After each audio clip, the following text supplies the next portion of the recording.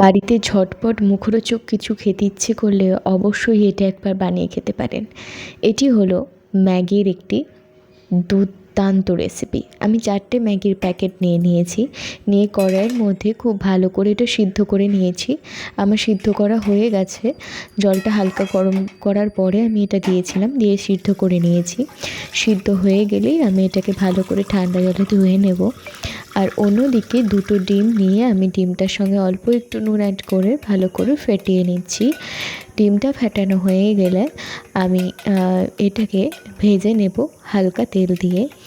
আমি 2টো ডিম ব্যবহার করেছি, আপনারা চাইলে একটু বেশি ডিম বা কমও ব্যবহার করতে পারেন।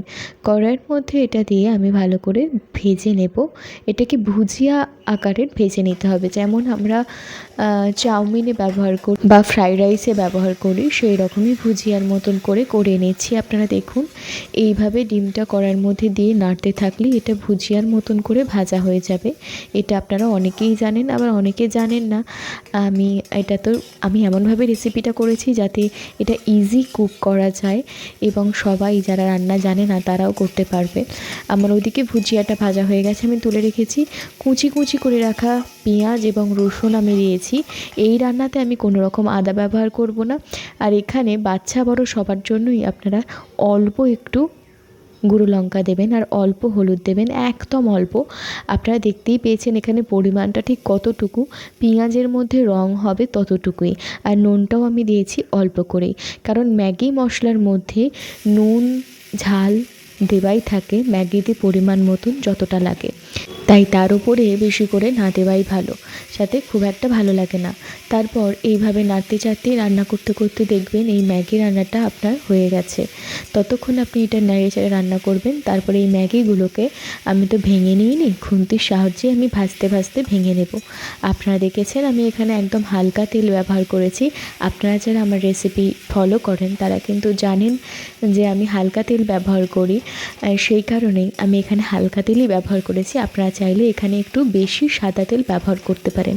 আর কড়াইয়ের মধ্যে আমি তো সাদা তেল ব্যবহার করেছি, তাই কতটা ব্যবহার করেছি ফোনের ভিডিওতে হয়তো ততটা বোঝা যাচ্ছে না। এইভাবে খুন্তির সাহায্যে আমি ম্যাগিগুলোকে ভেঙে নেব আর নিচ থেকে ওপর দিকে তুলে তুলে ভালো করে ঝাঁকিয়ে নেব যাতে ম্যাগিটা ঝুরঝুরে হয়ে যায়। তার উপর ম্যাগি মশলা দিয়ে দিচ্ছি আর দিয়ে দিয়েছি ডিমের ভুজিয়াটা। আমি এখানে 3 প্যাকেট ম্যাগি মশলা ব্যবহার করছি 4 প্যাকেট ম্যাগির জন্য। আপনারা চাইলে 4 প্যাকেটই ব্যবহার করতে পারেন, সেটা আপনাদের চয়েস। আমি 3 প্যাকেট দিচ্ছি আর কিন্তু দিচ্ছি না। তারপর ভালোভাবে এটাকে নাড়িয়ে নেব। অল্প একটু টমেটো সস দেব। এখানে যদি আপনারা কাঁচা টমেটো দেন তাহলে ওই পেঁয়াজের সাথেই ভেজে নেবেন, তাহলে আর টমেটো সস দেওয়ার দরকার নেই। আসলে আমার কাঁচা টমেটো ছিল না, সেই কারণে আমি 1 চামচ মতোই টমেটো সস এখানে ব্যবহার করেছি এবং ভালো করে নাড়িয়ে চাড়িয়ে এটাকে রান্না করে নিচ্ছি। আপনারা যারা কাঁচা টমেটো দেবেন তারা কিন্তু টমেটো সস দেবেন না, এটা বেশি টক হওয়ার খুব একটা দরকার নেই। আমি এখানে 1 চামচ টমেটো সস দিয়েছি, আপনারাও তাই দেবেন। আর যদি কাঁচা টমেটো দেন তাহলে একটা ব্যবহার করবেন, ছোট সাইজ বা মিডিয়াম সাইজ। খুব বড় হলে একটা দেওয়ারও কিন্তু দরকার নেই। আর টমেটো দেওয়ার সময় আপনারা ফাইন চপ করে নেবেন। যদি আপনারা টমেটো এখানে ইউজ করেন বা অন্যান্য সবজি এখানে ইউজ করা যায়, যেমন গাজর, ক্যাপসিকাম, সেগুলো সবই কিন্তু ফাইন চপ করে নিতে হবে।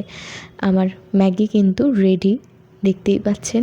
সব সময়ের জন্য এটা টিফিন রেসিপির জন্য বলতে পারেন, বা মুখরোচক খেতে ইচ্ছা করলো, বৃষ্টি হচ্ছে, বৃষ্টি বাদলের সময় আপনারা এইভাবে একবার ম্যাগিটা রান্না করে দেখুন। একদম ঝুরঝুরে ম্যাগি, আর খেতে কিন্তু অসাধারণ। আমি কিন্তু ম্যাগি খেতে একদমই পছন্দ করি না, কিন্তু যদি এই ম্যাগিটা রান্না হয় তাহলে কিন্তু আমি অবশ্যই খাই। আমার খুব ভালো লাগে খেতে, মানে ওই জল জল বা স্যুপ টাইপের ম্যাগি খেতে আমি একদমই পছন্দ করি না। এইভাবে একবার আমার মতন বানিয়ে খেয়ে দেখুন, কেমন লাগলো জানাতে ভুলবেন না। ধন্যবাদ।